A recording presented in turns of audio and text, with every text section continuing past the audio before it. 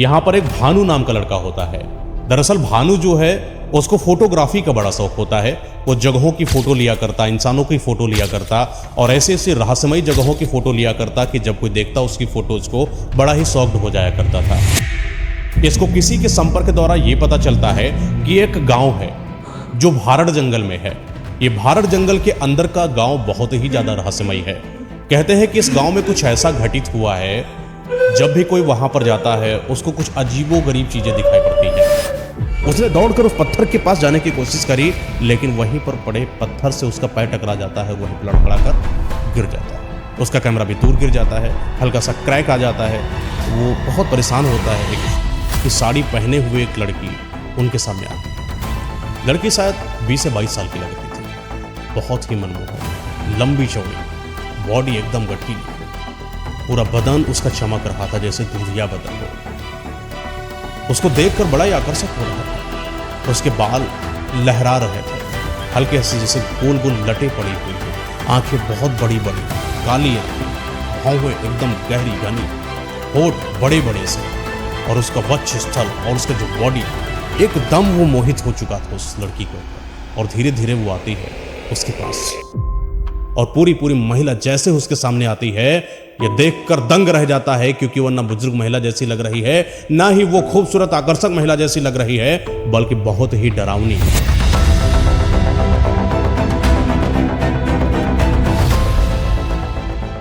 आज की स्टोरी अमेठी से शुरू होती है। यहां पर एक भानु नाम का लड़का होता है।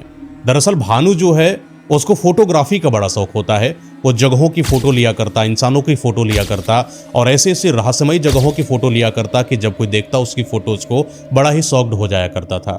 लेकिन भानु अपनी उन रहस्यमयी जगहों से जितना विख्यात था, उतना ही ज्यादा वो विख्यात था अपनी कैमरामैन स्टाइल से और फोटोग्राफी स्टाइल से। उसको लोग अक्सर कहा करते थे कि तुम कोई ऐसी जगहों की फोटो लो, ऐसी जगहों की डॉक्यूमेंट्रीज बनाओ जिसके बारे में लोगों को पता ही ना हो। लोगों को जो पता है उनके बारे में फोटोज लेना, उनकी वीडियोग्राफी करना, ये हर एक आम बंदा कर रहा है, लेकिन तुम कुछ अलग करो। भानु को पता नहीं कहीं से भनक लगती है कि एक डॉक्यूमेंट्री को साइन करा जाए और डॉक्यूमेंट्री रिकॉर्ड करा जाए, जिससे लोगों के सामने अपनी टीआरपी को बहुत ही ज्यादा इंक्रीज करा जा सके। भानु इसी तलाश में था कि कोई एक ऐसी जगह मिल जाए जो सच में बहुत ही तिलस्मी हो, बहुत ही रहस्यमयी हो। बहुत दिनों के बाद, अथक प्रयास के बाद, इसको किसी के संपर्क द्वारा यह पता चलता है कि एक गांव है जो भारत जंगल में है। ये भारत जंगल के अंदर का गांव बहुत ही ज्यादा रहस्यमयी है। कहते हैं कि इस गांव में कुछ ऐसा घटित हुआ है, जब भी कोई वहां पर जाता है उसको कुछ अजीबोगरीब चीजें दिखाई पड़ती हैं, या वहां की स्थिति या उस गांव के अंदर एक रहस्यमयी मंदिर लोगों के लिए सोचने का एक केंद्र बना हुआ है।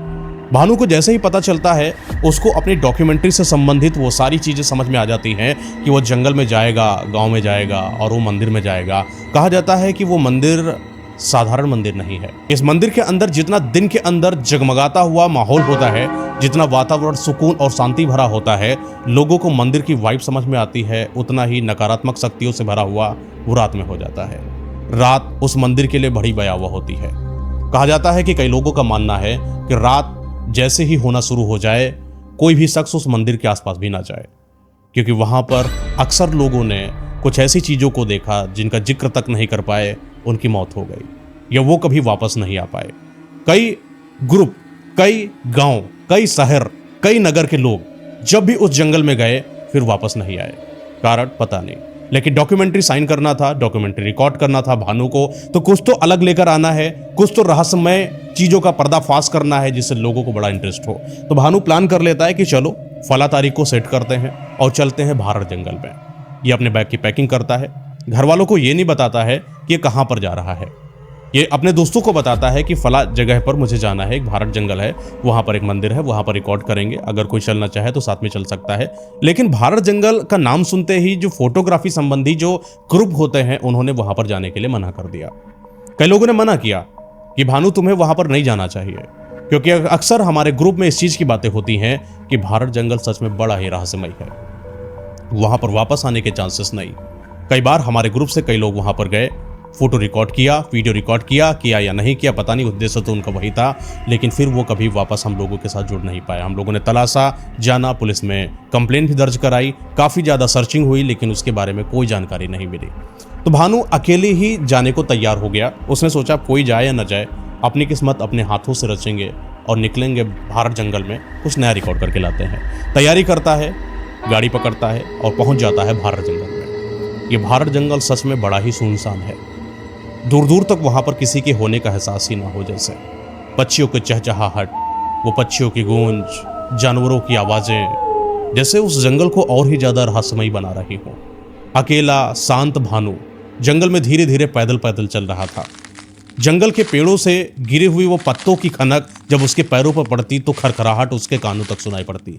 कई बार तो ऐसा लगता जैसे कोई आसपास हो, कई बार ऐसा लगता कि कुछ तो है जो शायद वहाँ पर अजीब सा है। लेकिन भानु दृढ़ निश्चयी था। भानु का दिल बड़ा मजबूत था। वो धीरे धीरे जंगल की तरफ आगे बढ़ता हुआ जा रहा था और अब वह उस जगह पर आ चुका है जहाँ पर मंदिर है, या फिर जहाँ पर वो गाँव है। उस गाँव के अंदर जैसे ही वो प्रवेश करता है उसको महसूस होता है कि यहाँ पर कोई एक भी ऐसा शख्स नहीं है जो जवान हो, जो बच्चा हो, जो महिला हो। सारे ही सारे बुजुर्ग जैसे दिखाई पड़ रहे हैं। तो वहाँ पर कई लोगों से उसने बातचीत करी कि आखिर दादाजी आपको ऐसा क्यों लगता है कि यहाँ का मंदिर बड़ा रहस्यमयी है। तो कई लोगों ने तो शायद इस बात पर बात करने से ही मना कर दिया, लेकिन कई लोगों ने कहा कि नहीं, ये जो जंगल है, जितना तुमने साधारण सोचकर अपने कदम उठाए हैं यहाँ पर आने के लिए, वैसे ही कदम अपने उठाओ और चलते बनो, क्योंकि ये जंगल तुम्हें बर्बाद कर देगा। हम लोग अपनी ज़िंदगी को जिस तरीके से जीवन यापन करते करते इस गांव में रह रहे हैं, हमें यहाँ का चप्पा चप्पा पता है। तो अगर मैं तुम्हें इस चीज़ का हिदायत दे रहा हूँ कि तुम्हें इस जंगल में और इस गांव में रहने से कोई फ़ायदा नहीं होने वाला है, तो ज़रूर इसके पीछे सोची समझी साजिश है या सोची समझी सलाह है। चले जाओ यहाँ से, ये गाँव तुम्हें बर्बाद कर देगा, तुम्हारी जान ले लेगा। जाओ मंदिर के दर्शन करो, फला जगह पर मंदिर है, बहुत अच्छा मंदिर है, बहुत पवित्र मंदिर है, दर्शन कर लो। लेकिन याद रहे कि 6 बजे के बाद इस मंदिर के आसपास भी मत भटकना। ये बातें जैसे भानु को अंदर ही अंदर कचोट रही थी, जिज्ञासा से भर रही थी कि आखिर उस मंदिर में ऐसा क्या है जिससे ये सारे के सारे भयभीत हैं। उसके जहन में एक और सवाल चल रहा था कि आखिर इस पूरे गांव में सिर्फ बुजुर्गों के अलावा कोई जवान युवक या बच्चा, कोई महिला या बुढ़िया क्यों नहीं दिखाई पड़ती। कई लोगों से पूछा उसने, ये सारे के सारे लोग जब से मैं आया हूं मुझे सारे बुजुर्ग ही क्यों दिखाई पड़ रहे हैं, यहाँ पर कोई जवान नवयुवक क्यों नहीं। कई लोगों ने कहा कि यहाँ पर नवयुवकों का काम नहीं है। समय के साथ कुछ लोगों ने वहाँ की सच्चाई को शायद छुपाने के लिए बोल दिया कि यहाँ पर हमारे बेटे या हमारे दोस्तों के जो बेटे रहे, उनको ये गांव भाया नहीं और यहाँ से निकलकर शहर चले गए। वो शायद सिर्फ भ्रमित करने का एक इशारा था। लेकिन भानु को इस चीज़ से भनक नहीं लग रही थी कि आज उसके साथ क्या होने वाला है या आने वाला भविष्य उसका कैसे होने वाला है। वही 12 बजे का समय होता है, वो तैयार होता है और अपने उस मंदिर के पास जाने की तैयारी करता है जहाँ के लिए वो पूर्णतः आया है। अच्छा, रहने के ठिकाने की अगर बात करें तो वहीं पर एक बुजुर्ग ने एक रहने का ठिकाना इनको दे रखा था। हालांकि एक बड़ा ही टूटा फूटा सा कच्चा सा मकान था, सिर्फ एक चारपाई पड़ी हुई थी और वहाँ पर लालटेन थी। आप उससे अगर रात हो जाती है तो वहीं पर जलाकर देख सकते हो। खाने पीने की अगर व्यवस्था है तो वही कच्चा सा वहाँ पर चूल्हा रखा था। आपको लकड़ी जंगल से लेकर आना है, चूल्हे को जलाना है। कुछ चंद वहाँ पर बर्तन गिनित रखे हुए हैं जिन पर आप खाना बना सकते हो। सहयोग के रूप में एक इंसान थे जो उनके साथ में थे। अकेले थे तो बोले कि तुम हमारे साथ ही रुक जाओ, हम दोनों लोग साथ में खाना बनाएंगे, खाएंगे। आज की रात रुको और तुम कल अपने शहर के लिए रवाना हो जाना। ऐसे ही तरीके से इनका गांव और इनकी जो है यात्रा आगे की तरफ चलती है। अच्छा, सुबह का वही 12 बजे का समय, तो ये सोचता कि चलो मंदिर जाते हैं, देखते हैं क्या बात है। तो दादाजी ने पहले ही इस चीज़ के बारे में क्लियर करा था कि बेटा 6 बजे के बाद इस मंदिर के आसपास भी मत भटकना। भानु ने उनकी उन बातों को ना नकारते हुए बोला, जी आपने दादाजी बोला है तो मैं आपकी बातों की वैल्यू करता हूँ। मैं कोशिश करूंगा कि 6 बजे के पहले ही मैं यहाँ पर आ जाऊँ और हो सकेगा तो जल्दी ही यहाँ के बारे में जानकर कुछ मैं फ़ोटोज़ खींचूंगा।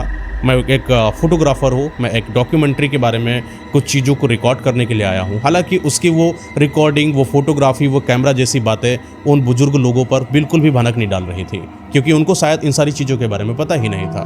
गाँव के लोग क्या ही जाने कि ऐसा सब क्या होता है। ये उठता है, मंदिर जाता है।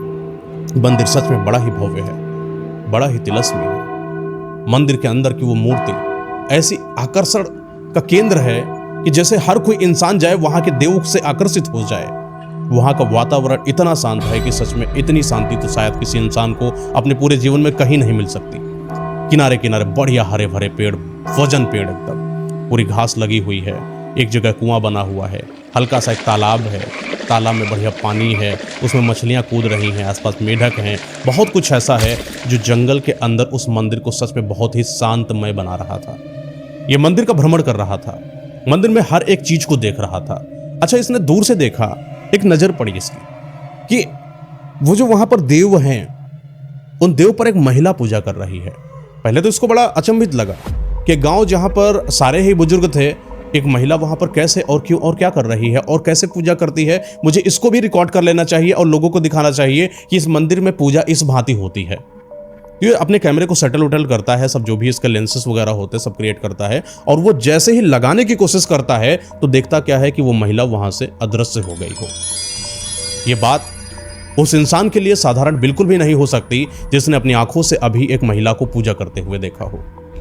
और वो जैसे ही इस चीज को देखता है कि वो महिला दिखाई नहीं पड़ रही है, वो अपने कैमरे को नीचे हाथ में पकड़ता है हैंडल के द्वारा और सीधा सीधा चलते चलते चलते चलते मंदिर के उस जगह पर आता है जहां पर सच में देव हैं। देव बहुत ही आकर्षक है, थोड़ी से डरावने लेकिन बड़े ही शांत। उनका आभा मंडल इस प्रकार था कि किसी भी इंसान को अपनी तरफ आकर्षित कर ले। थोड़ी देर के लिए तो वो देव से आकर्षित हो गया, उसकी बातें, उसके दिमाग में वो सवाल, वो रंजिश जो भी था माइंड के अंदर सब खत्म हो गया और पूरा आकर्षण, वो पता नहीं क्यों ऐसा लग रहा था जैसे देव अपनी तरफ आकर्षित कर रहे हैं। थोड़ी देर के बाद उसको होश आया कि उसे एक महिला को ढूंढना है। उसने आसपास देखा तो वो महिला उसको कहीं दिखाई नहीं पड़ी। उसने पूरे मंदिर को एक नहीं 2 या 3 बार कम से कम ढूंढ डाला, लेकिन उसको वो महिला कहीं पर दिखाई नहीं पड़ी। हालांकि अब धीरे धीरे शाम भी नजदीक आ रही थी और वो मंदिर का चप्पा चप्पा ढूंढ रहा था, खंगाल रहा था, फोटो खींच रहा था, जगहों जगहों पर नई नई चीजों को खोज रहा था या जानने की इच्छा कर रहा था। एक पत्थर था, उसने पत्थर की तरफ कैमरा लगाया और पत्थर के जैसे ही फोटो खींचने लगा, वो महिला जो अभी अदृश्य हुई थी उसका हल्का सा चेहरा उस पत्थर की दराज से उसको दिखता हुआ महसूस हुआ। उसको लगा जैसे कोई हो यहाँ पर। उसने दौड़कर उस पत्थर के पास जाने की कोशिश करी, लेकिन वहीं पर पड़े पत्थर से उसका पैर टकरा जाता है और वहीं पर लड़खड़ा कर गिर जाता है। उसका कैमरा भी दूर गिर जाता है, हल्का सा क्रैक आ जाता है। तो वो बहुत परेशान होता है। एक तो आया था डॉक्यूमेंट्री साइन करने और 2 ही उसके पास कैमरे थे, एक तो ऑलरेडी क्रैक हो चुका है, अब पता नहीं वो कैसे करेगा। जल्दी से अपने कैमरे को उठाता है और शाम काफ़ी करीब थी तो बुजुर्ग ने बोल ही रखा था कि जल्दी आ जाना, तो वो वहाँ से उठकर वहाँ पर जाता है जहाँ पर बुजुर्ग ने उसको रहने की जगह दी हुई थी। अच्छा, थोड़ा रात गुजरती है, बुजुर्ग साथ बैठकर खाना वाना बनाता है, खाता वाता है, तो आज की वारदात के बारे में बात करता है। तो बुजुर्ग से बोलता है कि दादाजी, मुझे वहाँ पर एक महिला दिखाई पड़ी। वो महिला बहुत ही आकर्षक थी, सच में उसका जो शरीर है इतना आकर्षक था कि मुझे कहना नहीं चाहिए कि वो देव के सामने है। मंदिर के अंदर ऐसी बातों को बोलना उचित नहीं लगता है, लेकिन फिर भी पता नहीं क्यों मेरा मन उस महिला की तरफ बड़ा आकर्षित हो रहा है। तो बुजुर्ग इस बात को सुनकर जैसे थोड़ा सा दंग रह गया। बुजुर्ग ने बोला, बेटा एक काम करना, ये महिला सच में महिला है भी कि नहीं इस चीज़ का भी तुम्हें नहीं पता। ये महिला सिर्फ एक भ्रम हो सकती है, या हो सकता है कि कुछ बात हो या तुम्हारे आंखों का धोखा हो, क्योंकि यहाँ पर दूर दूर तक किसी महिला का औचित्य है नहीं। ये भ्रम है तुम्हारा बेटा, मत जाना और अब कोशिश करो कि यहाँ से निकल जाओ, क्योंकि महिला का मुखमंडल जो तुमने देखा है ये तुम्हारी जिंदगी का बर्बाद होने का समय आ चुका है। लेकिन ये बातें भानु को अजीब सी लग रही थी। उनकी वो कहावती बातें, मुहावरों से बड़ी बातें, लोकोक्ति से संबंधित वो बातें उसके ऊपर से निकल रही थी। अच्छा, रात थोड़ा और ज़्यादा गहरी हो जाती है। बातें करते करते मंदिर के बारे में रहस्य और गांव के रहस्यों को जानने की इच्छा प्रकट करते करते उन दोनों की नींद आ जाती है और वो वहाँ पर सो जाते हैं। अच्छा, सुबह होती है। सुबह या फिर मंदिर भ्रमण के लिए निकलता है, क्योंकि इसको कुल मिलाकर उन सारे रहस्यों को जानना है, उन सारे रहस्यों को रिकॉर्ड करना है जिन रिकॉर्डिंग से उसको कहीं ना कहीं फेम मिलने वाला था। लोग उनको देखते तो उसकी तरफ आकर्षित होते। तो ये जंगल की तरफ जाता है, मंदिर मिलता है, मंदिर में फिर भ्रमण करता है और भ्रमण करते करते करते करते करते करते इसको बहुत ऐसी रहस्यमय चीजें मिल जाती हैं जो सच में इसको कुछ नई चीजें दे गई। वो पत्थर, वो तालाब भी अलग रहस्यमयी, वो तालाब का रंग बदलना, वो एकदम से हरी घास का सफेद हो जाना, वो देव की आंखें एकदम से खुल जाना, वो मंदिर के कपाट एकदम से बंद हो जाना फिर पुनः खुल जाना, वो तेज हवाएं, ऐसा लगा जैसे कि आंधी आ रही हो, और थोड़ी देर के बाद हल्की हल्की सी बारिश उसके दिल में, उसके जहन में सवालों का एक बंडल डाल रही थी। उसको इन सब चीजों में निवृत्त होकर यही नहीं पता चला कि आखिर समय कितना हो चुका है। समय शायद 6 के पार हो चुका था।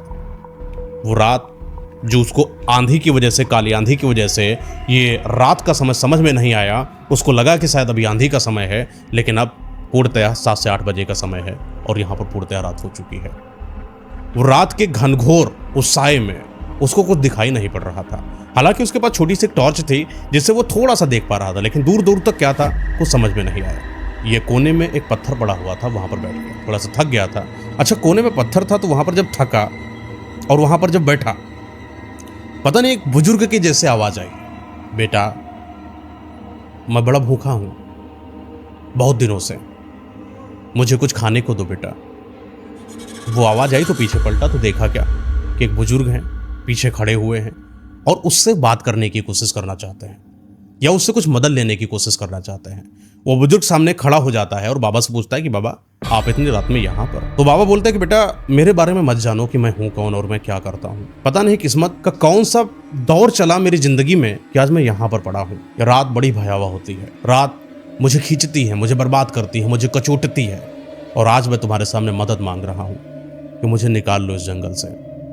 मैं बहुत दिनों से भूखा हूँ, मुझे खाने का कुछ दे दो। बाबा मेरे पास खाने को तो नहीं है, अगर आप चाहो तो साथ में चलते हैं ना। और थोड़ी दूर पर हम लोग रुके हुए हैं, वहाँ पर साथ में खाना खाते हैं। लेकिन मुझे समझ में नहीं आ रहा है कि रात के इस घनघोर जो काला सा साया है, मुझे दिख नहीं रहा है कि आखिर रास्ता कहाँ से है। मैं बड़ा कंफ्यूज हूँ। आप अगर गाँव तक मुझे लेकर चले तो आपकी काफ़ी दया होगी। तो दादा बोलते हैं कि बेटा एक काम करो, यहाँ से गाँव जाओ या ना जाओ, यहाँ से अपने शहर निकल जाओ, क्योंकि ये जंगल के अंदर का जो गांव है वो गांव ही तुम्हें मारने की साजिश रचता है। वो जिस बुजुर्ग के साथ तुम रह रहे हो वो सच में कोई बुजुर्ग नहीं बल्कि प्रेतात्माओं का घर है। जो तुम मुझे देख रहे हो, मैं तुम्हें इस चीज के लिए आगाह करता हूं कि तुम्हें जितनी जल्दी हो सके यहां से निकल जाना चाहिए। तो लड़का बोलता है कि मुझे आप डराएं नहीं बाबा, मैं आपकी मदद नहीं कर सकता, आप मुझे डायरेक्शन नहीं दे सकते, वो बात आपकी समझ में आती है, लेकिन आप डरा रहे हो, भूत प्रेत आत्माओं की बात बता रहे हो, ये क्या बातें कर रहे हैं, वो भी आजकल के ज़माने में जब कुछ भी नहीं होता। ये देखिए रात के समय में कितना लोगों ने बोला कि रात कितनी खतरनाक होती है, मंदिर बड़ा भयावह हो जाता है। मैं शांति से आपके साथ खड़ा हूँ और मुझे किसी भी चीज़ का डर नहीं है। क्या भूत प्रेत आत्मा, क्या चीज़ है, कुछ नहीं होता। तो बाबा बोलते हैं कि बेटा मुझे तुम्हारी निडरता पर संदेह नहीं है, मुझे संदेह तो इस बात पर है कि तुम्हें भ्रम किस बात का है। एक बात करो, तुम जाओ यहां से, यही तुम्हारे लिए आखिरी सलाह है, तुम निकल जाओ यहां से। ये लड़का बैठा सोचता रहा और सोचते सोचते उसने बुजुर्ग से पूछा, अच्छा बाबा मैं निकल जाऊंगा यहां से, मुझे कुछ चीजों के बारे में जानना, अगर आप मुझे बता देते हो मैं पक्का 100% बता रहा हूं यहां से निकल जाऊंगा। बुजुर्ग बोलता बताओ क्या पूछना चाहते हो। बाबा ये जो गांव मुझे दिखाई पड़ा है, इस गांव के अंदर सारे बुजुर्ग ही क्यों हैं? बुजुर्ग बोलता है इस बारे में मत बात करो, क्योंकि ये बुजुर्गियत ये सच में एक श्राप है इस गांव का। इस गांव के अंदर रहने वाला कोई भी युवक नहीं रह सकता, यहाँ पर कोई महिला नहीं रह सकती, कोई बच्चा नहीं रख सकता, और जो भी इंसान रहेगा वो आने वाले चंद ही दिनों के अंदर बुजुर्ग हो जाएगा। और अगर अपनी सलामती चाहते हो तो चले जाओ, वरना बुजुर्गों की जैसी जिंदगी में तुम भी तब्दील हो जाओगे। भानु बोलता है कि बाबा वो बात तो सही है, लेकिन आपकी बातों पर हम यकीन कैसे करें? आखिर ऐसा हुआ क्या था, मुझे रहस्य तो बताएं। वो कैमरा लगाता रिकॉर्ड करने की कोशिश करता है। बाबा आप बताइए कि आखिर यहाँ पर हुआ क्या था, आखिर यहाँ पर क्यों सारे के सारे बुजुर्ग हैं? तो बाबा बोलते हैं कि ठीक है बेटा, अगर तुम्हारे अंदर जानने की इच्छा है तो चलो आज मैं तुम्हें बताता हूँ कि आखिर इस गांव की ये हालत हुई कैसे और सच में इस गांव का असली रहस्य क्या है। दरअसल बहुत समय पहले की बात है, 2 व्यापारी थे, उनके अंदर भ्रमण करने की बड़ी इच्छा थी, जगहों जगहों पर जाते थे, हर नई चीजों को जानने की कोशिश करते थे। अच्छा उनके पास पैसा बहुत था, धनवान बहुत थे, तो हर चीज खरीद लेते थे, शराबी थे, मदिरा पान करने का बड़ा शौक था उनके अंदर, और हर जगहों पर अपनी जिंदगी को जीते थे। एक तरीके से व्यापारी भी थे, मेहनती भी थे, साथ में अय्यास भी थोड़े थे। उनको हर तरीके का शौक था, दारू का, लड़की का। उन्होंने ऐसा कोई काम नहीं छोड़ा था जो सच में यहाँ पर इस पूरी दुनिया में ना हो। इतने खतरनाक लेवल के व्यापारी थे। तो एक बार की बात है, ये दोनों व्यापारी चलते चलते भ्रमण करते इस मंदिर के बारे में जानते हैं और यहाँ पर गांव में आने की कोशिश करते हैं। इनको लगता है कि अपने जो व्यापार है उसका विस्तार करा जाए जगहों जगहों पर। हालांकि इनका विस्तार लगभग आसपास के हर इलाके में हो चुका था, लेकिन ये गांव इनके व्यापारिक क्षेत्र से अभी अछूता हुआ था। तो ये दोनों के दोनों इस गांव के अंदर आते हैं। उस समय गांव में बड़ा चहल पहल था, लगभग सभी लोग अच्छे से रहा करते थे, लेकिन बस कंडीशन इतनी सी थी कि यहाँ पर किसी भी तरीके से कोई भी महिलाएं नहीं थी। युवक तो थे, बुजुर्ग भी थे, बच्चे नहीं थे और महिलाएं नहीं थे। मंदिर काफी ज्यादा प्रख्यात था। ये मंदिर काफी लोगों की जानकारी में था। जब व्यापारी यहाँ पर आते हैं तो अच्छा, यहाँ पर गांव के अंदर हर तरीके की व्यवस्था थी। आज जितना ये वीरान दिखता है वैसा ये था नहीं, बड़ा ही चहल पहल से भरा था। हर तरीके की चीज़ें, खाने की दुकानें, बढ़िया सब कुछ मिला करता था और दारू वारू की भी दुकानें थी। तो दोनों व्यापारी जब यहाँ पर आए, इन्होंने व्यापार को यहाँ पर स्टेबल किया, अपनी जो चीज़ें थी, व्यापारिक केंद्र थे वहाँ पर बनाने की कोशिश करी। अच्छा, इनका बैठने का एक अड्डा था। रात का सब समय होता था, अपने सारे कामों से जब ये निवृत्त हो जाया करते थे तो निकल कर आते थे। यहाँ पर एक थोड़ी ही दूर पर एक ठेके की दुकान थी, दारू की दुकान थी, और वहाँ पर ये दोनों बैठकर दारू पिया करते थे। तो जब ये दोनों दारू पिया करते थे तो इनके अंदर ये कंट्रोल नहीं था कि वो कितनी दारू पी रहे हैं और कितनी तक पिएंगे। जम के पैसा था, जम के पैसा लगाते थे, खूब अय्यासी करते थे, खूब लोगों के ऊपर उड़ाते थे, लोगों को अपने साथ रखते थे, बड़ा एक ग्रुप बनाकर रखते थे, लोग इनका बड़ा सम्मान किया करते थे। तो पता नहीं क्या था कि एक दिन की बात है, ये दोनों बैठे हुए दारू पी रहे थे और अचानक दोनों में से एक बोलता है कि यार, सारी तो व्यवस्था अपने पास है, पूरा व्यापार भी अपने पास है, पैसा भी अपने पास बहुत है, और ये गांव जो है जहाँ पर हम लोग विस्तारीकरण कर रहे हैं, यहाँ पर शराब भी मिल जाता है, मौज मस्ती तो बहुत हो जाती है, शराब तो है लेकिन सवाब की व्यवस्था नहीं मिल पा रही है। यानी कि एक लड़की की व्यवस्था अगर हो जाए तो मज़ा आ जाए। क्योंकि हम लोग जिस तरीके से हैं, जहाँ से आए हुए हैं, वहाँ तो सारी व्यवस्था थी, लेकिन इस गांव के अंदर दूर दूर तक बताइए 2-2, 3-3, 4-4 महीने हो चुके हैं और अभी लड़की का जो सुख है वो कभी नहीं पा पाए। कोई महिला ऐसी मिल जाए जो हम लोगों को सुख कर दे, खुशी कर दे, सच में जितना भी पैसा उसके ऊपर लुटा देंगे। ऐसी ऐसी बातें कर रहे थे।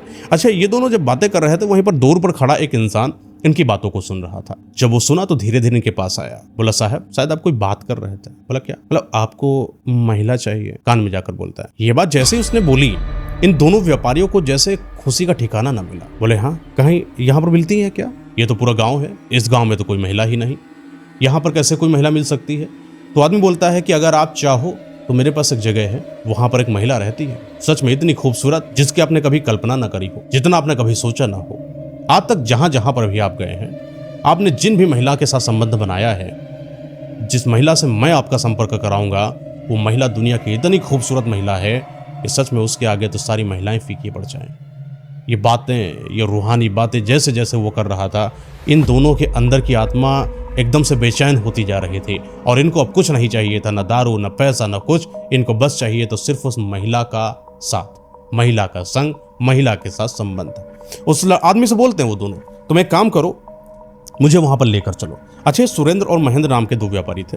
इसी में से सुरेंद्र बोलता है, काम करो महेंद्र, तुम होकर आओ, आज पहले वहां के बारे में जांच पड़ताल करो, अगर सही लगता है तो हम भी चलेंगे। महेंद्र सुरेंद्र से कहता है, अच्छा सुरेंद्र महेंद्र से कहता है, तो महेंद्र कभी सुरेंद्र से कहता है। दोनों एक दूसरे से कहते हैं कि नहीं नहीं तुम चले जाओ, वो कहता तुम चले जाओ। अच्छा, दोनों साथ में जा नहीं सकते। कारण ऐसा है कि जो बीच का दलाल है जिसने इस बारे में बताया, उसने बोला कि एक समय पर सिर्फ एक ही आदमी जा सकता है। तो महेंद्र ने सोचा अच्छा ठीक है, मैं जाकर देखता हूँ पहले। तो सुरेंद्र बोलता ठीक है, हम यहाँ पर इंतजार करते हैं, तुम जाओ। तो महेंद्र उस दलाल के साथ चला जाता है। दलाल कहता है कि मैं तुम्हें एक जगह तो दिखाऊंगा, आगे का मुझे कोई मतलब नहीं, तुम उसको क्या देते हो, वो तुम्हारे साथ कैसे रहती है, तुम दोनों का कैसा रिश्ता होने वाला है, मुझे कोई मतलब नहीं, मैं तुम्हें जगह दिखाऊंगा, बाकी तुम्हारी अपनी जिम्मेदारी। तो महेंद्र कहता ठीक है। थोड़ी दूर चलते हैं, चलते चलते चलते, अच्छा ये दारू के हल्के नशे में था ही महेंद्र, दारू तो चढ़ाई रखी थी इसने।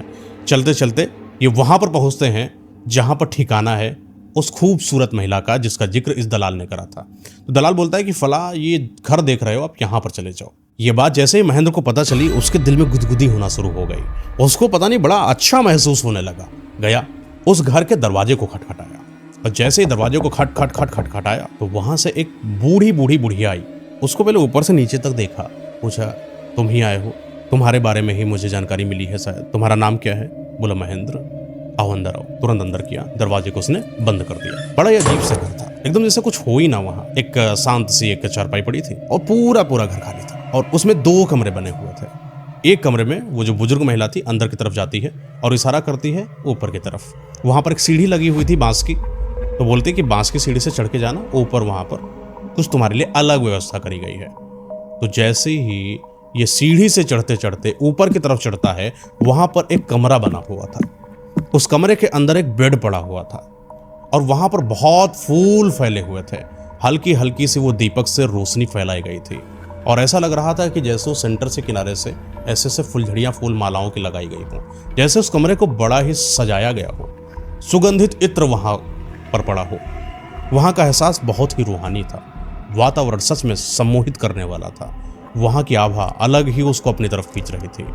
और वो जाकर अपने चप्पल को कोने में उतार कर और बैठ जाता है उस बेड पर जहाँ पर बिस्तर लगा हुआ था। थोड़ी ही देर के बाद हल्का सा दरवाजा खुलता और वो इंतजार में था कि पता नहीं आगे क्या होगा। हल्का सा दरवाजा खुला और एक पैर धीरे से उस दरवाजे के बाहर आया। सच में पैर इतना गोरा, इतना कोमल कि आज तक ऐसे पैर इसने जीवन में न देखे हो। पैर ही देखकर पता नहीं उसको अंदर से भावनाएं क्या जागृत हुई, उसको बड़ा अच्छा महसूस होने लगा। धीरे से पैर, फिर धीरे धीरे वो महिला, एक लाल कलर की साड़ी पहने हुए एक लड़की उनके सामने आती है। लड़की शायद 20 से 22 साल की लग रही थी। बहुत ही मनमोहक, लंबी चौड़ी, बॉडी एकदम गठीली, पूरा बदन उसका चमक रहा था जैसे दूधिया बदन हो। उसको देखकर बड़ा ही आकर्षक हो रहा था। उसके बाल लहरा रहे थे, हल्के से जैसे गोल गोल लटे पड़ी हुई हो। आंखें बहुत बड़ी बड़ी, काली आंखें, भौहें एकदम गहरी घनी, होठ बड़े बड़े से, और उसका वक्ष स्थल और उसका जो बॉडी, एकदम वो मोहित हो चुका था उस लड़की के ऊपर। और धीरे धीरे वो आती है उसके पास, और जैसे उसके पास आती है तो महेंद्र बोलता है कि क्या आज तुम ही मेरे साथ रुकने वाली हो? तो लड़की बोलती जी हाँ, आज मैं तुम्हारे साथ रहूंगी और आज मैं तुम्हें खुश करके मानूंगी। जिस चीज की इच्छा तुम्हारे अंदर कई महीनों से चल रही है, आज वो सारी इच्छाओं की पूर्ति मैं तुम्हारे लिए करूंगी महेंद्र। ये नाम अपना महेंद्र सुनता है जब, बड़ा अच्छा लगता है उसको, और जब उसको देखता है तो उसको और अच्छा लगता है। और जब वो धीरे से अपने हाथों से महेंद्र के गालों को छूती है, वो उसका हल्का सा स्पर्श, कोमल से हाथ उसके पूरे बॉडी में झुंझुनी पैदा कर देते हैं। एकदम महेंद्र अपने होश को खो बैठा था। धीरे धीरे महेंद्र उसके करीब आता है और करीब आते आते उसके साड़ी के पल्लू को नीचे करता है और उसके साथ उसी बेड पर बैठकर उसके शक्ल को निहार रहा होता है। कभी उसके गहरे शरीर को निहार रहा होता है, कभी उसको हर जगह पर छूने की कोशिश करता है। महेंद्र अपने इच्छाओं की सर्वपूर्ति करता है जो उसके दिल के अंदर थी। धीरे धीरे ये दोनों और क्लोज आना चालू होते हैं। महिला अपने वस्त्रों का उतारने की कोशिश करती है और हटाती है, और महिला ने ही महेंद्र के कपड़ों को उतारा। महेंद्र और महिला दोनों नग्न अवस्था में उसी बेड पर लेटे एक दूसरे के साथ अंतरंग थे। एक दूसरे के साथ वो रात इतनी हसीन मना रहे थे, जिस हसीन रात के सपने शायद महेंद्र ने कभी अपने जीवन में न सोचे हो। वो रात सच में बहुत ही अच्छी थी महेंद्र के लिए।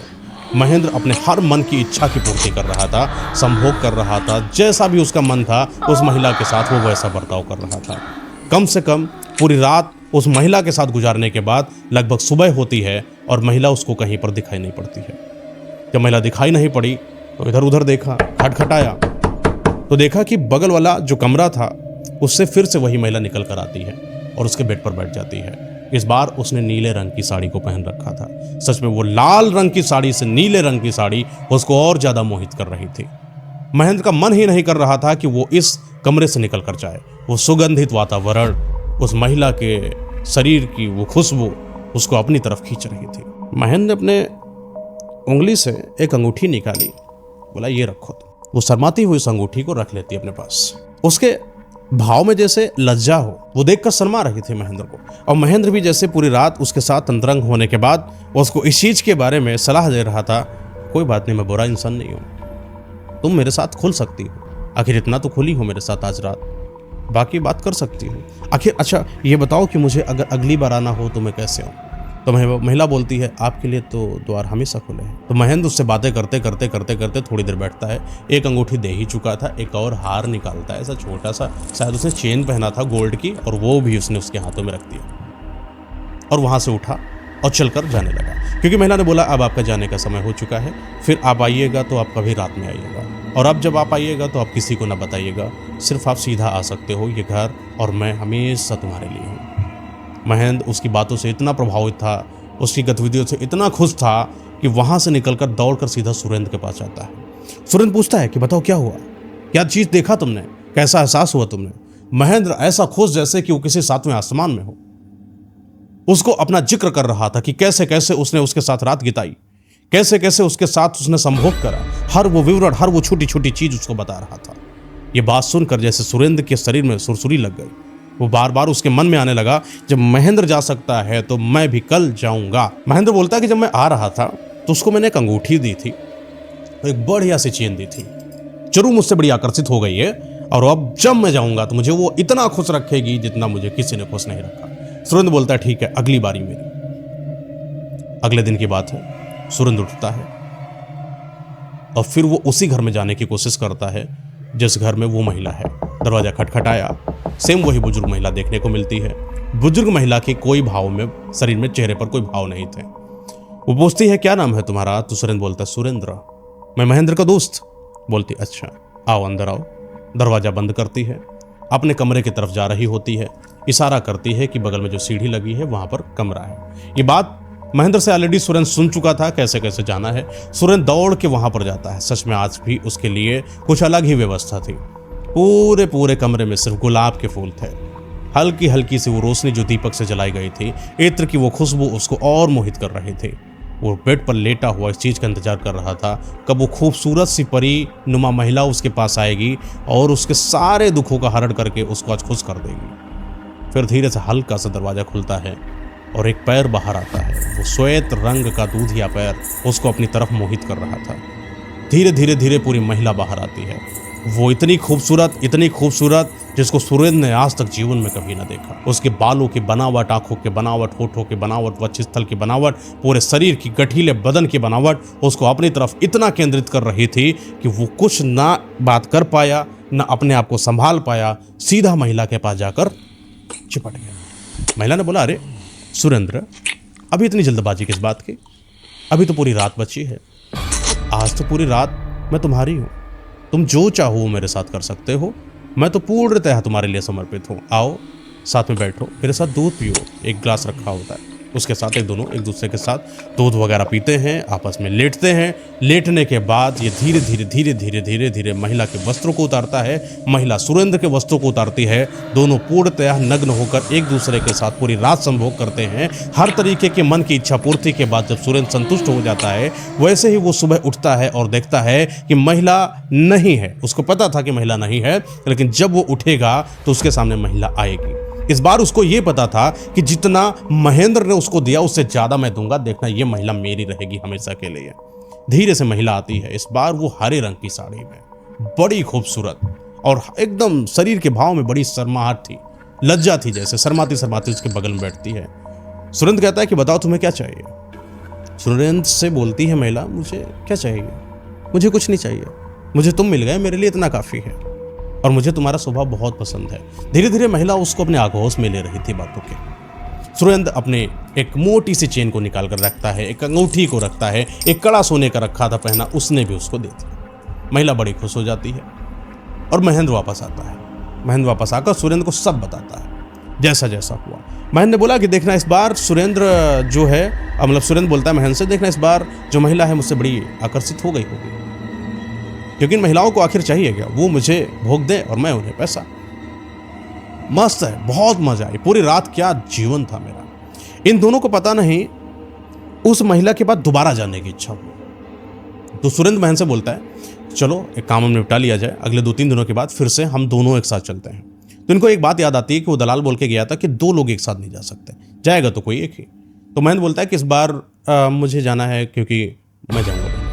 महेंद्र बोलता ठीक है जाओ। जैसे ही महेंद्र वहां पर जाता है और बुढ़िया दरवाजा खटखटाती है, तो देखता क्या है कि जो महेंद्र ने सर्वप्रथम उसको वो चेन दी थी और अंगूठी दी थी, वो उस महिला ने पहन रखा है, बुजुर्ग। और ये बात देखकर एकदम से शॉक्ड हो जाता है।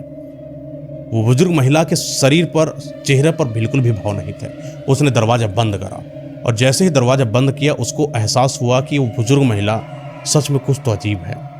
उसकी बातें बदल रही हैं, उसके भाव बदल रहे हैं, उसके शरीर बदल रहा है, उसके शरीर का जो बनावट थी वो बदल रही है। वो धीरे से हल्का से इशारा करती है, ऊपर की तरफ जाओ। बड़ी तेजी से चिल्लाकर बोलती है, क्योंकि वो जा नहीं रहा था, वो बार बार बुजुर्ग महिला को देख रहा था। बहुत तेज चिल्लाया, एकदम कर्कश आवाज में जब महिला ने, वो सुरेंद्र, वो महेंद्र भाग कर वहां पहुंचता है और बेड पर लेटता है। लेकिन बेड पर लेटे लेटे एकदम दहशत में आ गया था वो, क्योंकि उसको 100% इस चीज का भरोसा हो रहा था कि वो महिला, जो बुजुर्ग महिला है, वो सच में कोई और नहीं बल्कि वही महिला है जो मेरे साथ सोई है।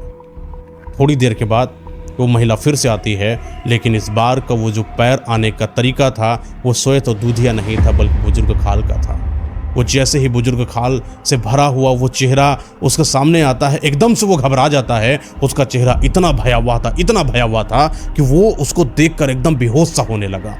महिला उसके पास आती है, उसके करीब आती है, उसके होठों को चूसने की कोशिश करती है, जैसे कि वो उसके अंदर कुछ निकाल कर अपने अंदर स्थानांतरित कर रही हो। थोड़ी देर के बाद ये महेंद्र कमजोर होने लगा।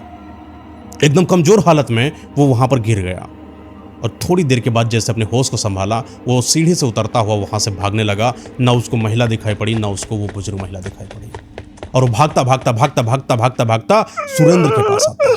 सुरेंद्र को बताता है पूरी वारदात के बारे में। तो सुरेंद्र कहता है, पागल मत बनाओ मुझे, ये कहो ना कि मैं न जाऊं, इसलिए तुम मुझे कहानियां सुना रहे हो। मैं तो जाऊंगा, मैं जाकर देख कर आऊंगा, तुम तो फालतू की बातें कर रहे हो, तुम यहीं बैठो, अब मैं जाकर देखता हूं। सुरेंद्र भी जाता है, दरवाजा खटखटाता, बुजुर्ग महिला मिलती है तो देखता क्या है कि उसको जो अंगूठी दी थी और जो ऐसा कड़ा दिया हुआ था और ये दिया हुआ था, सब पहने बुजुर्ग महिला। उसको थोड़ा सा तो लगा, यार बात तो सही कह रहा था लगता है महेंद्र, क्या सच में ऐसा हुआ है? लेकिन भरोसा नहीं है उसको अपनी बातों पर। होता है ना, जब आपके ऊपर काम की इच्छाएं ज्यादा हो और सिर्फ आपके अंदर हवस और वासना भरी हो, तो आपको दिखता नहीं है कि आसपास नजरिया कैसा है। वो थोड़ा गहरे से बुजुर्ग महिला को देखने की कोशिश करता है तो महिला का रूप हल्का सा बदल रहा होता है। सुरेंद्र कहता है कि ये कौन हो तुम? बुजुर्ग महिला कह रही, ऊपर चलो। बहुत तेजी से चिल्लाई, उसकी आवाज में मर्दानगी थी। वो सीढ़ी से दौड़ता दौड़ता दौड़ता दौड़ता, उसकी तेज आवाज की वजह से शायद इच्छा भी थी कि वो महिला मिलेगी या दो भी चीजें एक साथ क्लैश कर रही हो, वो सीधा सीढ़ी से ऊपर जाता है, बेड पर बैठ जाता है। और बेड पर बैठा, उसको इंतजार था कि वो हल्का सा पैर दूधिया श्वेत रंग का उसके पास जैसे ही आएगा, उसका वो शरीर की वो मोहित कर देने वाली खुशबू उसकी जिंदगी को बना देगी, रात को हसीन कर देगी। लेकिन हुआ उसका उल्टा। जैसे ही उसने पैर को निकाला, महिला ने दरवाजे को खोलकर, वो सच में बुजुर्गियत से भरा था। उसमें सिर्फ खाल थी झुर्राई हुई, और पूरी पूरी महिला जैसे उसके सामने आती है, यह देखकर दंग रह जाता है, क्योंकि वह ना बुजुर्ग महिला जैसी लग रही है, ना ही वो खूबसूरत आकर्षक महिला जैसी लग रही है, बल्कि बहुत ही डरावनी। इतनी डरावनी कि एक वक्त को सुरेंद्र को देखकर उसे बेहोशी जैसी हालत पैदा हो गई। और वो बुजुर्ग महिला उसके पास आती है और एकदम से जैसे ही वो महिला उसके करीब आती है, उसको ऐसा महसूस होता है, हल्की सी बेहोशी हालत में भी उसको लगा कि वो मेरे काफी करीब है, और वो उसके होठों को चूसने की कोशिश करती है। सेम बिल्कुल वैसा ही जैसा वो महेंद्र के साथ कर रही थी। वो उसके शरीर से कुछ चूस कर अपने अंदर स्थानांतरित करने की कोशिश कर रही थी। ऐसा प्रतीत हुआ जैसे कि सुरेंद्र कमजोर होने लगा। वो उसकी कमजोरी की हालत एकदम से उसको परेशान कर चुकी थी, और वो धीरे धीरे सीढ़ियों से उतरता हुआ वापस महेंद्र के पास आता है और रोता रोता महेंद्र से बताता है कि मेरे साथ वही घटना हुई जिसका जिक्र तुमने मेरे साथ किया था। थोड़ी देर के बाद महेंद्र और सुरेंद्र एक दूसरे को देखते हैं। देखते ही देखते उनके शक्लों में बदलाव देखने को मिलने लगा। उनके शक्ल धीरे धीरे बुजुर्ग होने लगे। धीरे धीरे समय नहीं बीता, मात्र आधा घंटा के अंदर दोनों बुजुर्ग बन गए। और ये बात वो बुजुर्ग इस भानु को बता रहा था जो डॉक्यूमेंट्री को रिकॉर्ड करने के लिए आया था। उस बुजुर्ग ने बताया कि यहाँ के जितने भी युवक आप देख रहे हो, जितने भी बुजुर्ग आप देख रहे हो, ये पहले तो युवक हुआ करते थे, लेकिन यहाँ पर एक डायन है जो उनकी जवानी को चूसती है, जिसका शिकार हम सब हुए हैं। और जिन दो व्यापारियों को जिक्र मैंने करा, उन दो व्यापारियों में से एक व्यापारी सुरेंद्र, तो मैं ही तुम्हारे सामने खड़ा हूं। मेरी पूरी जिंदगी खत्म हो गई। महेंद्र तो खत्म हो चुका है, अब जल्द ही मेरी भी बारी है, क्योंकि यहाँ के जो बुजुर्ग होते हैं उनकी जिंदगी चलती तो उतने ही साल है जितने साल वो एक नवयुवक की चलती है, लेकिन उनकी जिंदगी हमेशा हमेशा के लिए बदतर हो जाती है, क्योंकि वो बुजुर्ग बन जाते हैं, कमजोर हो जाते हैं, असहाय हो जाते हैं, उनके पास कुछ नहीं बचता। हम दोनों व्यापारी थे, हम दोनों बर्बाद हो गए, परेशान हो गए, व्यापार भी नहीं बचा, और अब जब कुछ हाथ में नहीं है तो मैं जो भी यहाँ पर आता है मैं उनको यही सलाह देता हूँ कि यहाँ से चले जाओ। अब बेटा भानु, तुम्हारी इच्छा है, तुम जाओ या न जाओ, लेकिन मेरी यही सलाह है कि तुम्हें यहाँ से चले जाना चाहिए। तो भानु बोलता है कि मुझे एक बार देखना है असल में कि यहाँ पर सच में है क्या। तो बुजुर्ग बोलता है, अगर इतनी ही जानने की कामना है तो फला जगह पर एक घर है, उसको खटखटाना, फिर उसके बाद तुम मुझसे पूछना कि आखिर है क्या। भानु के अंदर भी इच्छाएं प्रकट हुई, उसको लगा कि शायद ये बाबा लोग सही से खेल नहीं पाए, इनको ऐसा नहीं करना चाहिए था, अगली बार जाना ही नहीं चाहिए था, एक बार जाते भाग जाते।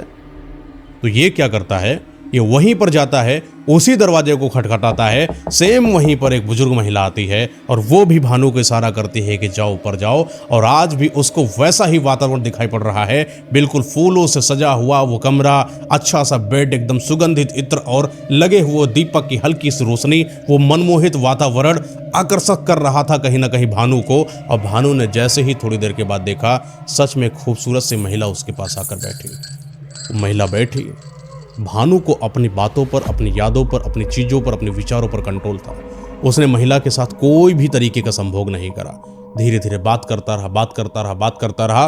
पूरी रात बात करते करते करते करते वो वहां से निकल गया। और निकल कर जब उसको इस चीज के बारे में सच्चाई सच में पता चली, तो उसने यह चीज ठाना कि सच में यहां पर रहना योग्य नहीं है, सही नहीं है। और वहां पर अपने कैमरों को उठाता है, जितना जल्दी हो सकता है उस जंगल से निकलने की कोशिश करता है।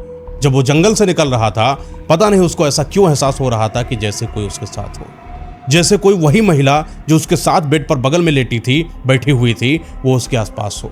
बार बार कोई उसको आवाज दे रहा था, भानु मत जाओ, भानु आज तुम मेरे हो, भानु आज मैं तुम्हारी हूँ, भानु तुम रुक जाओ।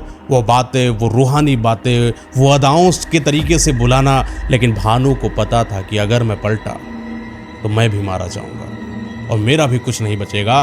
भानु रुका नहीं, बस भागता रहा, जब तक उसके अंदर सामर्थ्य आया। और एक समय आया जब उसने उस जंगल को छोड़ दिया, जंगल को छोड़ा। डॉक्यूमेंट्री जो उसने रिकॉर्ड करी थी वो भी उसके हाथ में नहीं आई। दौड़ते दौड़ते कब कैमरा कहाँ टूट गया पता नहीं चला, लेकिन एक इंसान, भानु बचा। वो बाहर आया, उसने लोगों को बताया, और ये लोगों को जब कहानी पता चली, कुछ लोगों को भरोसा हुआ, कुछ को भरोसा नहीं हुआ। आज मैं जो आपको बता रहा हूं, ये उसी भानु की कहानी है जिसने सच में अपनी आंखों से उस चुड़ैल को देखा, जिस चुड़ैल ने पूरे गांव के नवयुवकों को बुजुर्गों में बदल रखा था और अपनी जवानी को बचाया करती थी।